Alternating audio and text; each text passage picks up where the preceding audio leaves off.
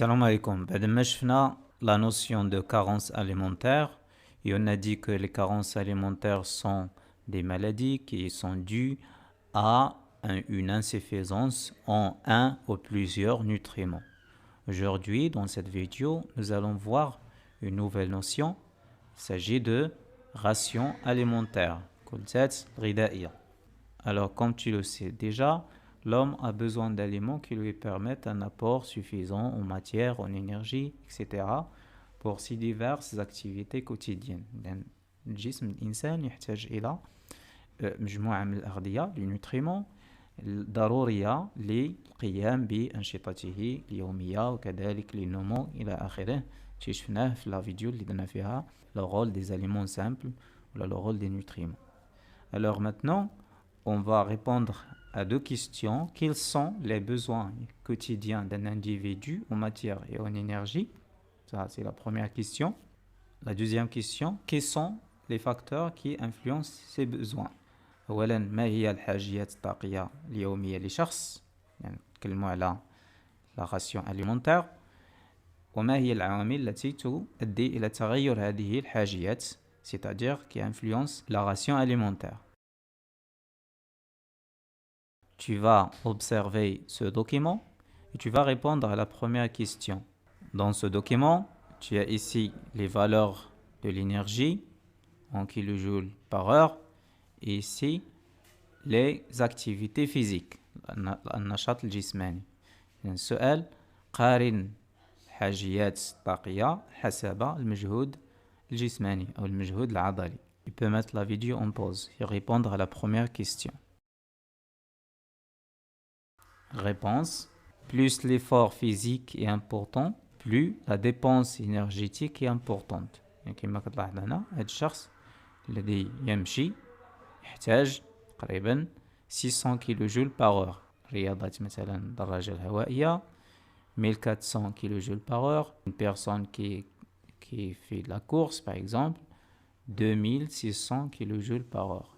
Donc plus l'effort physique est important, plus les dépenses énergétiques sont importantes. Tu as un autre document ici. Il nous montre la différence entre les enfants, les adolescents, les adultes et quelqu'un qui fait du sport. Et aussi entre les femmes et les hommes. La question, comparer la consommation énergétique journalière chez l'homme. قارن استهلاك الطاقة عند الإنسان بصفة عامة. ندير la vidéo en pause تجاوب السؤال. Réponse. La consommation énergétique journalière chez l'homme varie selon l'âge et selon le sexe. Donc عند الذكور الإناث لأن الذكور يحتاجوا أكثر من الإناث. كذلك l'enfant il a besoin de plus d'énergie que l'adulte par exemple. Et un sportif, il a besoin de plus d'énergie qu'un adolescent في الحالة العادية. Donc on a ici le facteur, c'est l'effort physique. Ici le facteur, c'est d'abord l'âge et le genre, c'est-à-dire est-ce qu'il s'agit d'un homme ou d'une femme. On a un autre document ici qui nous représente les besoins en énergie chez la femme selon son état physiologique. حسب حالتها الجسمانية. الحاجيات الطاقية عند المرأة حسب حالتها الجسمانية وحالتها الفيزيولوجية. On a une femme normale, femme enceinte, مرأة حامل, et femme allaitante, مرضعة. Et ici les besoins énergétiques, les besoins en protéines, les besoins en fer et les besoins en calcium. La question, comparer les besoins énergétiques de la femme selon son état physiologique. Tu peux mettre la vidéo en pause et répondre à la question. Réponse. Les besoins énergétiques chez la femme varient selon son état physiologique. Les besoins de la femme enceinte et la femme allaitante sont plus importants que ceux de la femme normale. Donc ça est clair à partir du tableau. Donc le facteur ici, c'est l'état physiologique de la femme. L'état physiologique de la femme influence ses besoins énergétiques. حسب الحالة الفيزيولوجية فالحاجيات الطاقية تختلف حسب الحالة الفيزيولوجية. Une autre question, conclure من خلال الوثائق اللي شفتي, conclure les facteurs influençant la ration alimentaire. دير la vidéo en pause وتجاوب على هذا السؤال. Réponse: la ration alimentaire, c'est-à-dire la quantité d'aliments nécessaires pendant une journée, on va voir la définition de la ration alimentaire, varie d'une personne à l'autre selon plusieurs facteurs, parmi lesquels nous avons l'âge, nous avons selon le genre, le sexe, selon l'effort physique, selon l'état physiologique de la personne, mais aussi selon la température. On n'a pas vu la température, selon la masse corporelle, la taille, etc. À partir de ce que nous avons vu, tu peux maintenant définir la ration alimentaire. C'est quoi la ration alimentaire? Tu peux mettre la vidéo en pause et essayer de formuler une définition à la ration alimentaire. Réponse: la ration alimentaire est la quantité كمية d'aliments simples كمية المواد القيت أو الأغذية البسيطة organiques ou minérales, organiques comme les glucides, les lipides, les protides, et minérales comme l'eau, les sels minéraux, etc. pour couvrir les besoins quotidiens, c'est-à-dire 24 heures, d'un individu. إذن هي كمية الأغذية البسيطة العضوية أو المعدنية اللازمة لتغطية حاجيات اليومية للجسم لشخص معين. يعني حاجيات اليومية من الطاقة والمادة، طاقة من أجل النشاط، المادة من أجل النمو إلى آخره. Il doit être quantitativement suffisante، يجب أن تكون كافية من حيث الكم، et qualitativement équilibrée ومتوازنة من حيث الكيف. Alors on arrive à la valeur énergétique et les conditions d'une alimentation équilibrée. Maintenant, on va répondre quelles sont les conditions d'une alimentation équilibrée. Donc, les aliments simples comme les glucides, les lipides, les protides, on a dit dans une autre vidéo que on peut les classer en aliments constructeurs, aliments énergétiques, aliments protecteurs. Donc, ces glucides, lipides, protides sont des aliments contenant de l'énergie. La combustion de 1 gramme libère une quantité d'énergie. إحراق جرام واحد جرام من glucides, lipides, protides يحرر طاقة، يحرر كمية من الطاقة. هذه الكمية من الطاقة نقوم بقياسها بواسطة وحدات اللي كنسميوها le kilojoule. Donc l'énergie est mesurée en kilojoule ou bien en kilocalories. Donc kilojoule kg au kilocalorie. Donc 1 kilojoule est égal à 4,18, presque 4,18 kilocalories. Alors, on sait que 1 gramme de lipides libère toujours 38 kilojoules. Et 1 gramme de glucides libère 17 kilojoules. 1 gramme de protides libère 17 kilojoules également. Donc, on a un exercice ici. Nous allons calculer la quantité d'énergie libérée par un repas. Alors, tu as ici un exercice. Donc, tu vas répondre aux questions. Le menu du déjeuner d'un individu dans l'internat du collège contient ces aliments dans ces quantités. Fait 150 grammes de tomates, 150 grammes de tomates, 100 grammes de riz blanc, 150 grammes d'huile, 50 grammes de beurre, 250 grammes de sardines, etc. Question: calculer l'énergie calorifique, taqa, نحسب كمية الطاقة en kilojoules, déduite de chaque aliment consommé. نحسب كمية الطاقة المستخرجة من كل غذاء تم تناوله. مثلا ما هي كمية الطاقة التي يمكن أن نستخرجها من هذه الكمية 150 grammes de tomates. Et la même chose pour 100 grammes de riz blanc, etc. Sachant que 100 grammes de tomates libèrent toujours 85 kilojoules d'énergie. Alors la personne, combien il a pris dans son repas? Il a pris 150. Alors on va calculer l'énergie libérée par les tomates. On a toujours 100 grammes selon les données, حسب المعطيات, 100 grammes libère 85 kilojoules. La personne a consommé 150 grammes de tomates. Alors on va calculer combien d'énergie contenue ou bien déduite de 150 grammes de tomates. Qu'est-ce qu'on va faire?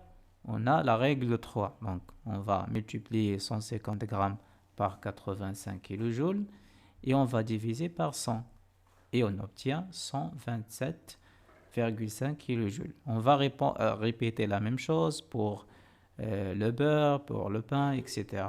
Donc on utilise la règle des 3, العلاقة الثلاثية, pour calculer les quantités d'énergie libérées par les tomates, libérées par le riz blanc, par l'huile, etc. Donc pour les tomates, on a trouvé combien?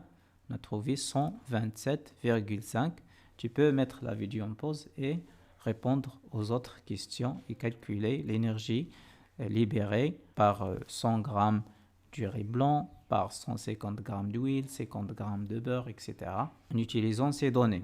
Donc chaque 100 grammes de chaque aliment, combien il libère combien d'énergie? On utilise la règle des 3 pour calculer. Tu peux mettre la vidéo en pause. Réponse. Donc 100 grammes du riz blanc libère 1447 kJ. 150 grammes d'huile libère 5643 kJ, etc. On passe à la question numéro 2. Calculer l'énergie calorifique issue de cette ration alimentaire en kilojoules, sachant que le total des glucides est 307 grammes, protides est 98 grammes et celui des lipides est 85,25 grammes. Toujours, on va utiliser la règle des 3. On sait que 1 gramme de glucides libère toujours 17 kJ, 1 gramme de protides libère 17 kJ également, et 1 gramme de lipides libère 38 kJ. Donc toujours, on va utiliser la règle de 3. L'énergie libérée par les glucides d'abord, 1 gramme libère 17 kJ. Dans l'exercice, on a 307 grammes de glucides et libère combien? On ne sait pas, donc c'est ce qu'on va calculer. Alors, la règle de 3, 307 grammes fois 17 kJ divisé par 1 gramme, ça donne 5219 kJ. On va faire la même chose pour les protides, l'énergie libérée par les protides. On a 98 grammes. Il va libérer une quantité d'énergie. On sait déjà que 1 gramme de protides libère 17 kJ, la règle de 3. On va multiplier 98 fois 17 kJ divisé par 1. Ça donne combien? Ça donne 1666 kJ. Même chose pour l'énergie libérée par les lipides. Nous avons la quantité des lipides consommés, c'est 85,25 grammes. Et on sait que 1 gramme de lipides libère 38 kJ, la règle de 3 toujours. Alors, la multiplication, 1 gramme, ça donne 3239,5 kJ. Donc ça, c'est l'énergie libérée par les glucides, les protides et les lipides. Alors, réponse, l'énergie libérée par les glucides plus l'énergie libérée par les lipides et les protides est égale à 10 124,5 kJ. Question 3. Est-ce que l'énergie calorifique issue de cette ration alimentaire, c'est-à-dire l'énergie qu'on a calculée, est suffisante, sachant que les besoins d'un adolescent sont 12 500 kJ environ? Qu'est-ce que tu vas faire maintenant? Tu vas comparer l'énergie issue de la ration alimentaire, qui est 10 124,5 kJ, avec 12 500 kJ. Tu mets la vidéo en pause et tu penses à la réponse. La réponse est non, et elle n'est pas suffisante, car l'apport énergétique est inférieur aux besoins énergétiques. Les besoins énergétiques, c'est 12 500 kJ. La personne a besoin, pendant un jour, a besoin de 12 500 kJ d'énergie. Mais elle a obtenu seulement 10 124,5 kJ. Donc cet apport énergétique est insuffisant. Donc on va comparer, on va dire que 10 124,5 kJ est inférieur à 12 500 kJ. C'est pour ça qu'on a dit que l'énergie issue de cette ration alimentaire est insuffisante. On arrive à la partie suivante. Pour que la ration alimentaire soit équilibrée, il doit remplir des conditions suivantes. On va répondre à la question, quelles sont les conditions d'une alimentation équilibrée? ما هي شروط التغذية المتوازنة? Alors tu as des proportions ici. Les lipides en grammes divisé par les protéines, il doit égal à 1. La quantité des glucides et la quantité des protéines, donc le rapport doit être compris entre 3,5 et 5. Et protéines d'origine animale sur protéines d'origine végétale doivent être supérieures ou égales à 1 troisième. Et la quantité de calcium divisée par la quantité de phosphore doit être comprise entre 0,7 et 1. Pour que la ration alimentaire soit équilibrée, elle doit remplir ces conditions. On arrive maintenant à la conclusion. La ration alimentaire est considérée comme équilibrée lorsque l'apport alimentaire compense les pertes de matière et d'énergie de l'organisme, et lorsqu'il contient tous les aliments simples indispensables aussi bien en quantité qu'en qualité. Et voilà, c'est la fin de cette vidéo.